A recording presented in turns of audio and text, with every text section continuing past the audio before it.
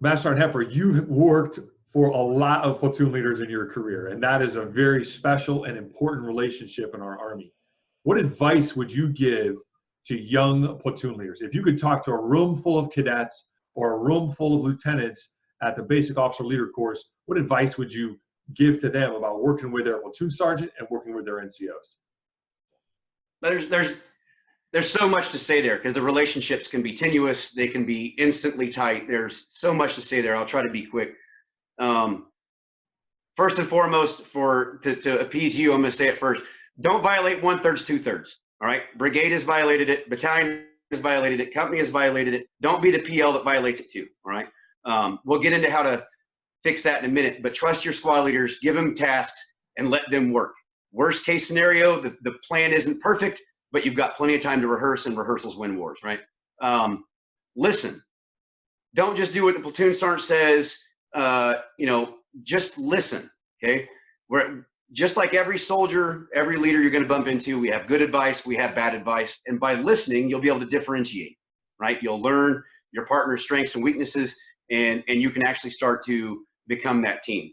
What they can start doing now is cadets, be fit, be fast, be strong, okay? You are the physical fitness target for the whole platoon.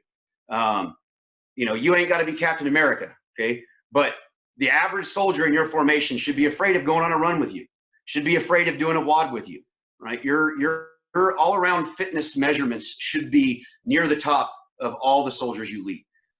Why? Because you're the example. You are their target. To them, you're some god, and they're trying to emulate you. You need to be there. Task your squad leaders, okay? Talk with your platoon sergeant, learn their strengths and weaknesses. And when you're in there having that platoon meeting, whether it's in the office or out in the platoon CP, task your squad leaders, all right? They need to learn how to deal with direction and how to subtask and prioritize and all that great stuff. But it also helps you build trust with them and them trust you.